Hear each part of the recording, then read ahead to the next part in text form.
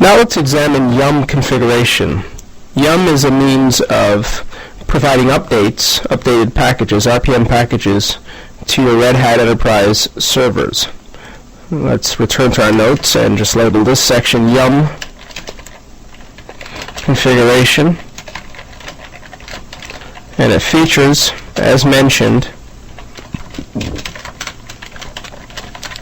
the ability to centralize packages, in particular updates.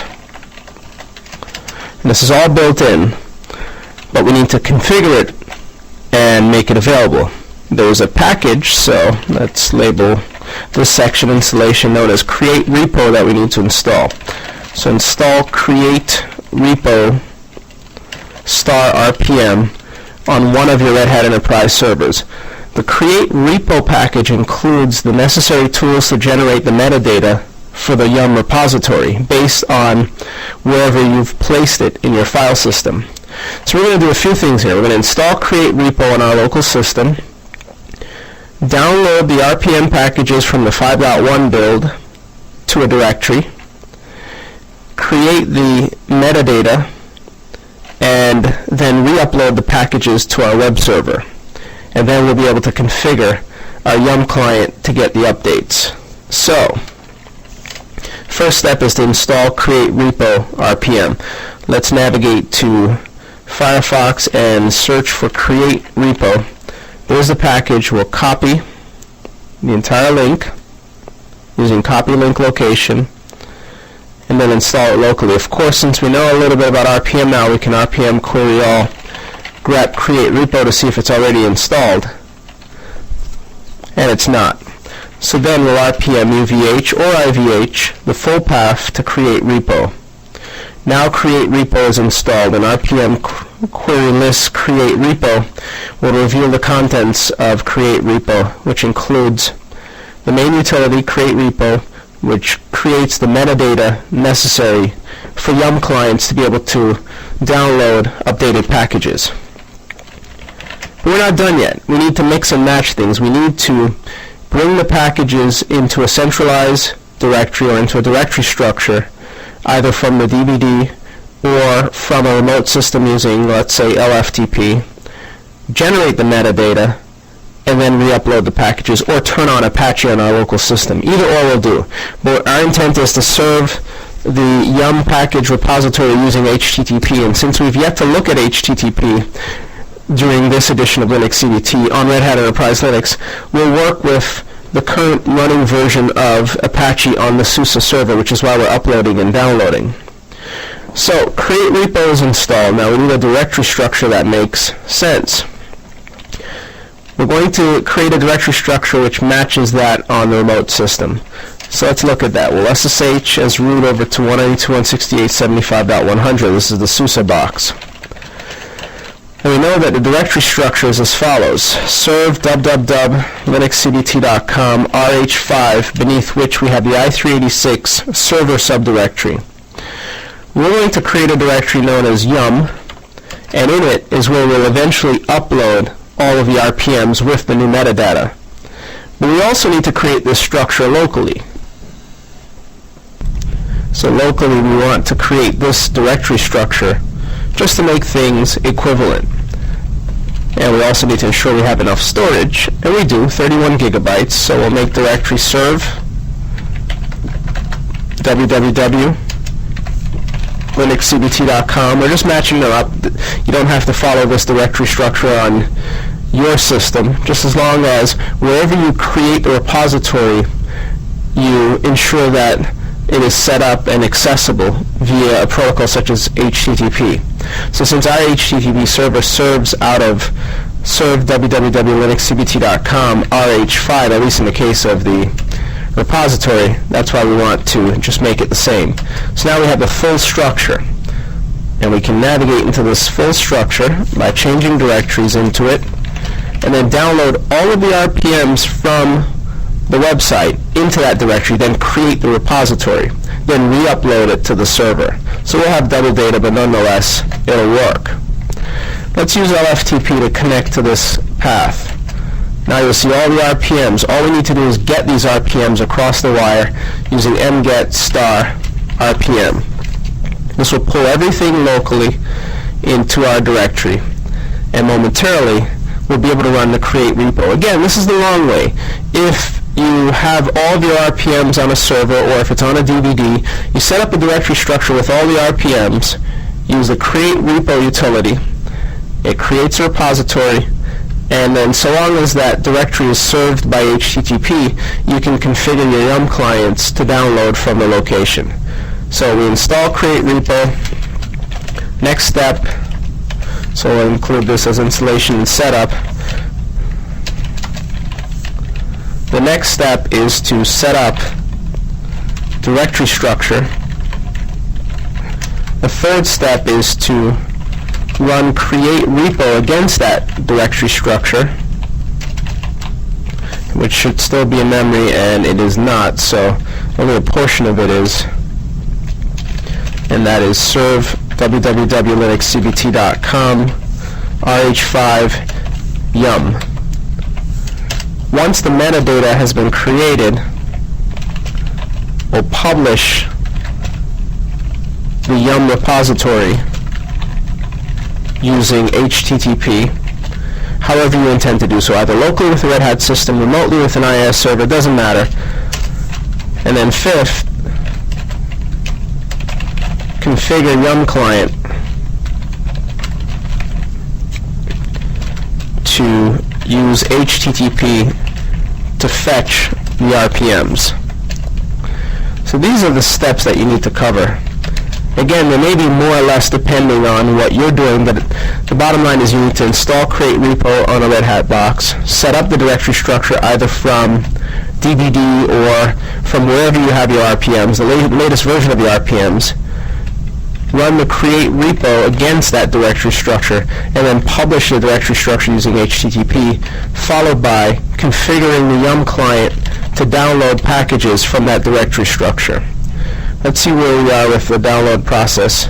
We should be able to confirm locally in a separate window. Let's find a free window here, the current status. We'll log off LinuxCBT serve 4 for now, then navigate to serve www.linuxcbt yum rh5, that is yum. And so far a lot of files have been copied. DUCH will tell us, and it's 1.1 gigs. The total is over 2 gigs, so we'll just wait it out.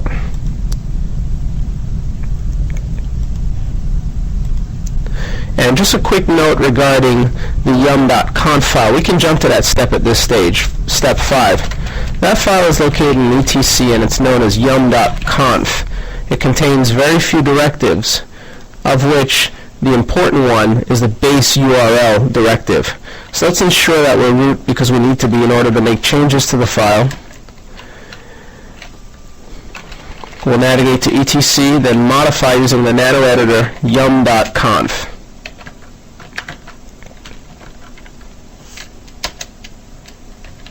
And there's a repos directory as well. This is where you can put your repositories.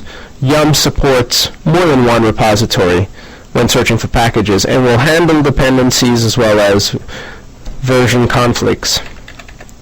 So again, the base URL, that's a directive that's important in order for us to get access to the repository. So for now, our Yum repository, we'll just include a comment, included as our first repository on the SUSE box.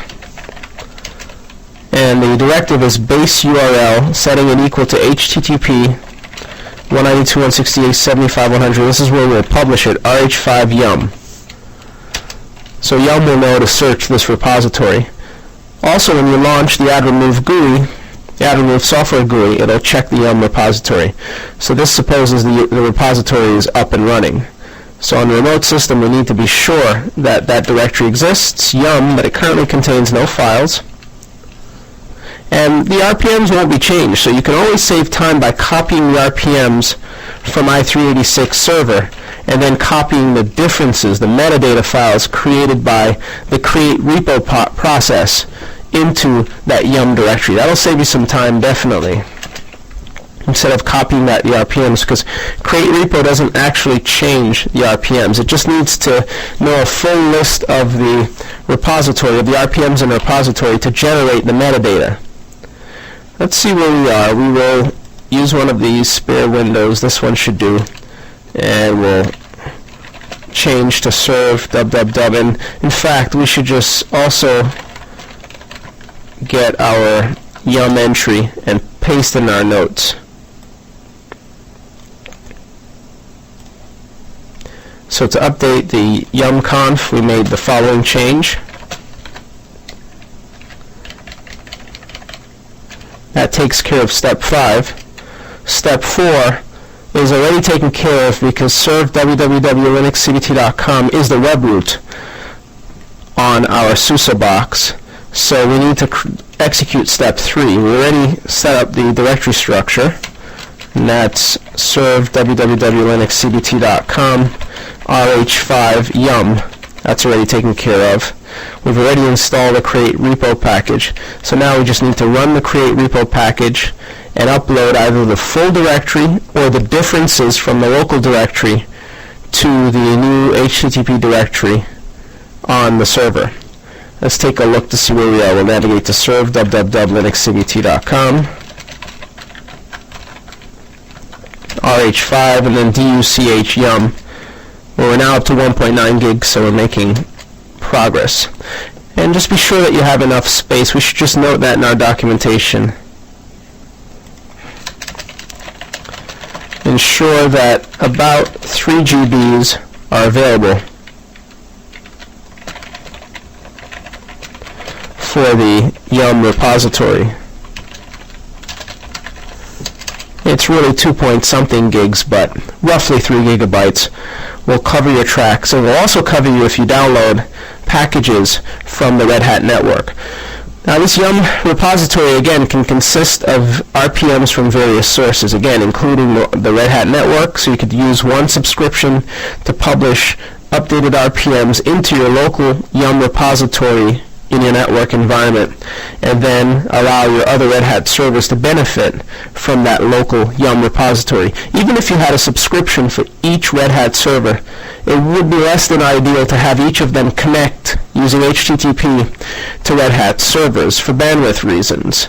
So to conserve bandwidth, download the RPMs once and then set up a yum repository.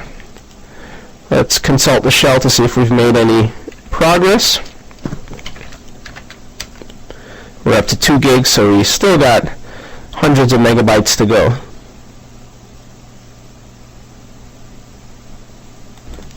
Let's see where we are now. 2.4, we're almost there. Again, this is being pulled using LFTP with the HTTP protocol across 100 megabits per second backbone. Let's check again. Now we're at 2.5 gigs, we should be finished. And indeed we are. So let's exit this LFTP session. It's 2.5 gigs, it hasn't changed. Now we need to create repo. That's a step where we indicate the full path. We'll copy this command, which will create the meta files.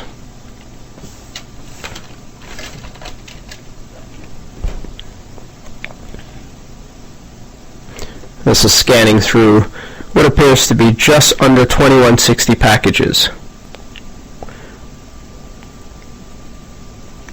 Again, the packages will not be changed. In fact, from the other shell, if we lsltr the yum repository, we'll see that the packages are intact with different timestamps, but a new directory, repo data, has been created.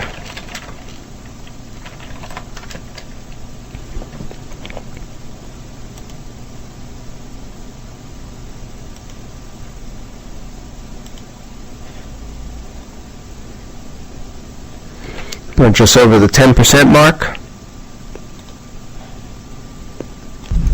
And we'll continue to elapse the progress in the interest of saving time, so we're over 20% of 2159 packages. Again, the packages will not change, just metadata will be added that we can then transfer to the source server We could even use the original source repository, but just to keep things clean, we've decided to double up on the repository. But we could have used on the SUSE box, for example, the i386 server location. That's this location that we've been accessing thus far. It could serve dual purposes for Yum as well as for general RPM installations, but if it is a Yum repository, then there's no need to RPM followed by, or execute RPM followed by an RPM HTTP URI. We could simply use Yum space install space the name of the package, and Yum would go about finding it. So we're just about wrapping up the create repo process. Just a few more files to go and we should be ready to move forward.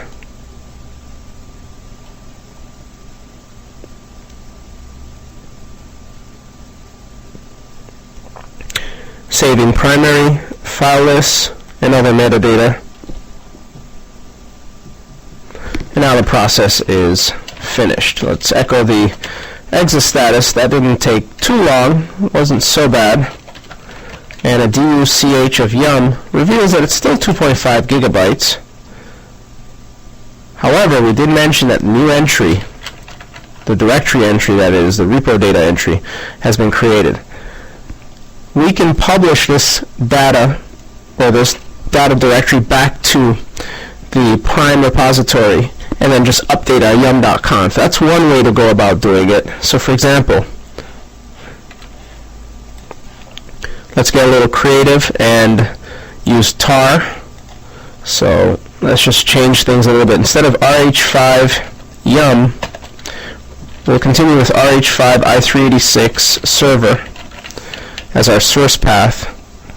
And then we need to publish the Yum repository using HTTP. So what we'll do is create a tarball out of the rep data directory, repo data that is, directory. We'll use bzip version 2 compression, so CJVF. We'll call it yum metadata.bz2 for the path repo data. This will create a file in the current directory, then we'll copy the file to the foreign server. And this will be ready momentarily. It's further attempting to compress an already compressed file.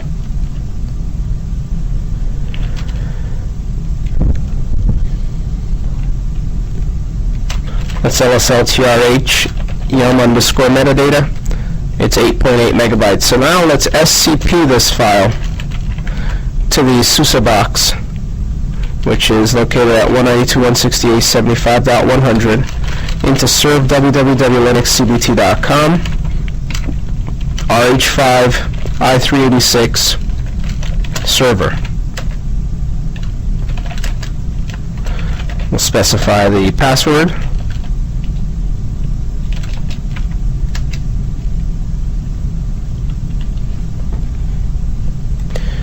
And it indicates that it's read-only because the remote system has the directory mounted. In fact, a mount will tell us that the ISO image is indeed mounted. So the easy way to fix this issue would be to create a new structure, yum, and then copy the files on the remote system and then unmount the ISO image. So let's copy it into RH5 yum. Then we'll have to change our configuration slightly.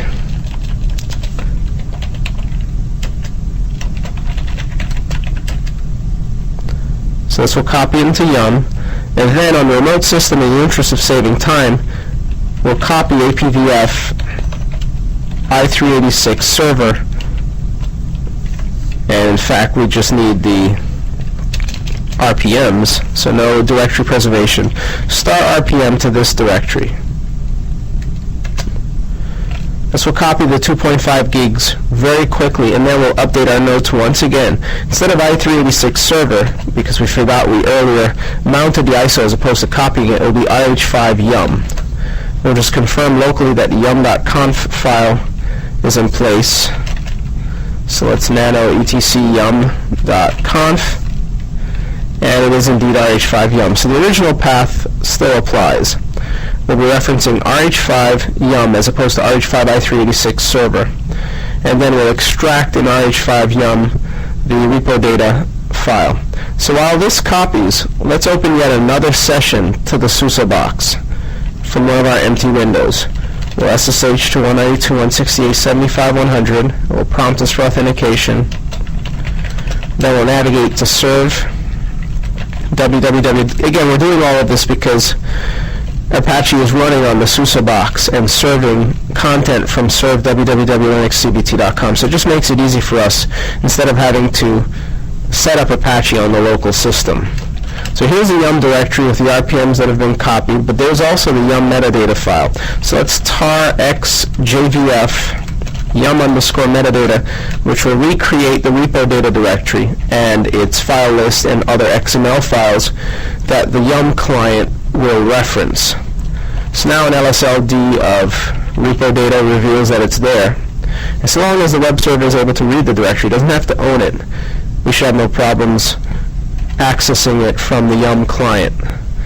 Let's take a look at the total space occupied, and 2.2 of 2.5 have been copied. Local disk I/O copy is always faster than across the wire.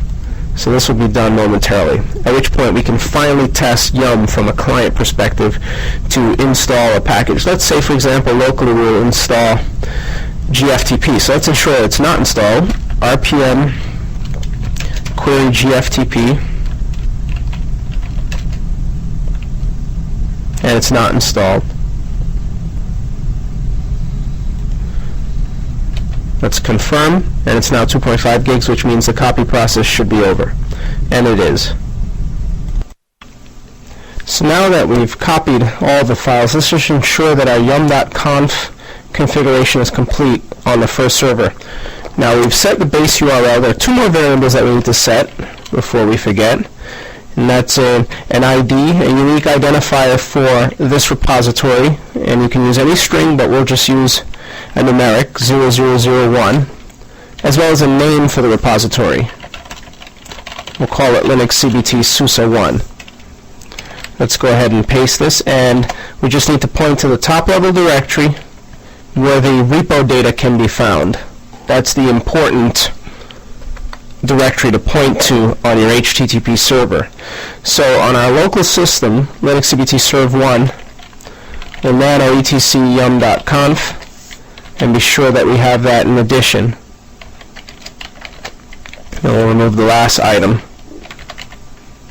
And now we should be good to attempt to search for packages. So how about searching for GFTP, that is?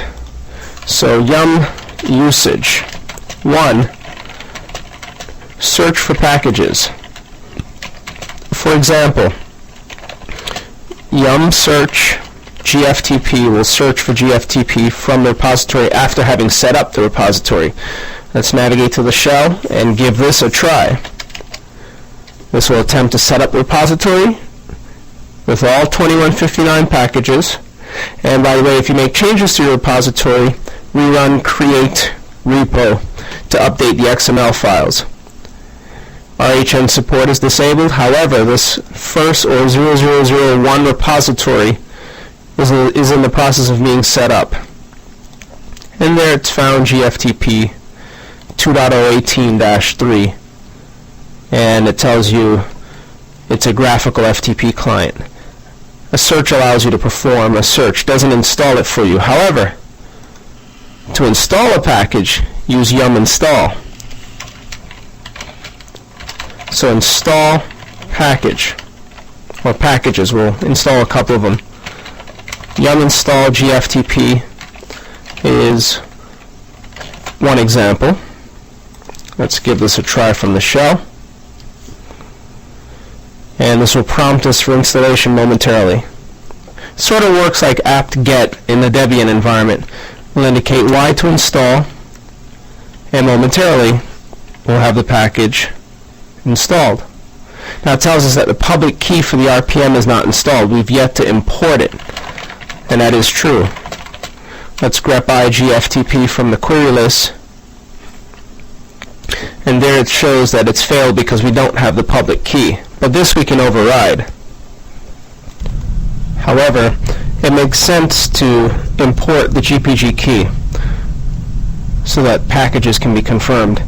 Let's show you where that key is. Instead of i386 server, let's navigate a level up, and in here you'll find the RPM GPG key. This should be imported to the local system so that packages can be confirmed. And here it is for the release of the software, so it's copy link location and import the key using the RPM command, followed by the import option, followed by the path to the key. To import it, we'll echo the exit status, then RPM query all GPG pub key,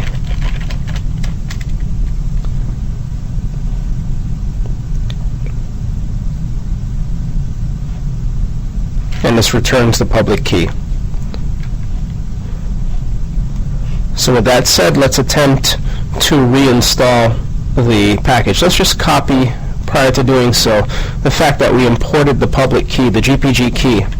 So install packages, and we should just note, requires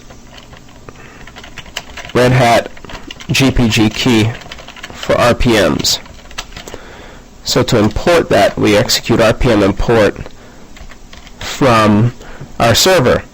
Now let's try yum install GFTP again from the shell. And there's also an optional way to indicate yes to all prompts, and that's to indicate -y and as an option. And it'll just supply the Y option so that we're not prompted. This will go ahead and install GFTP. It reads the metadata from the repository, downloads it, and momentarily you'll see the traditional hash marks. And this tells us that it's complete. Let's echo the exit status. Then let's RPM query all, or just query GFTP directly. And there it is, it's installed. Now how about package removal using yum?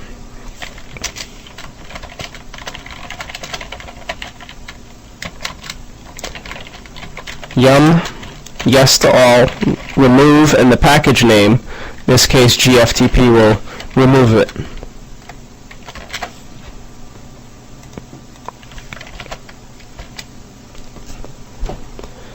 And then we'll confirm momentarily using RPM to query the database. So yum is a front end to RPM, which works with repositories.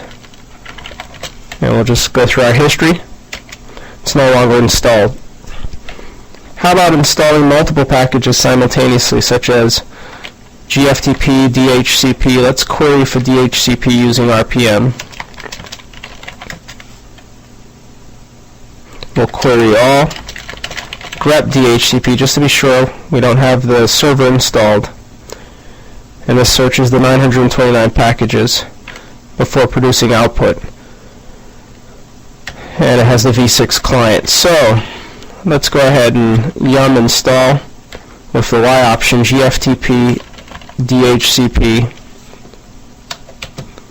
and this will take the two packages from the command line, read the metadata, and then attempt to set up both packages. It knows the sizes of each, and it's installed both. RPM query all, or RPM query directly, since we know the name, returns DHCP and GFTP. So to install multiple packages, it's straightforward.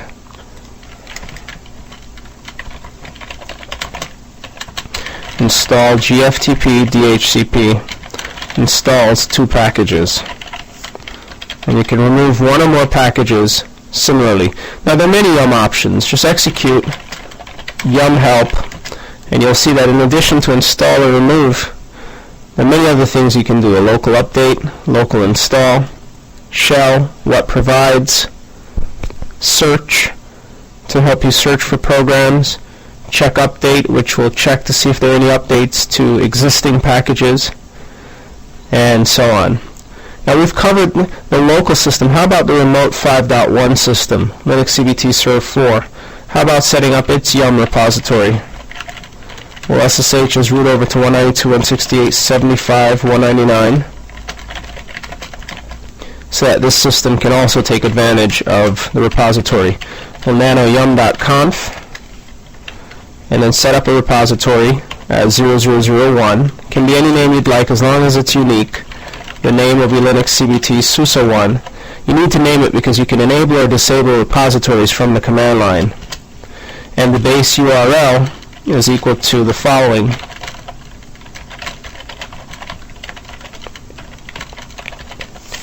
Now let's try to, on this system, after having queried GFTP as well as DHCP, install both packages using yum. So we'll yum install with the yes option,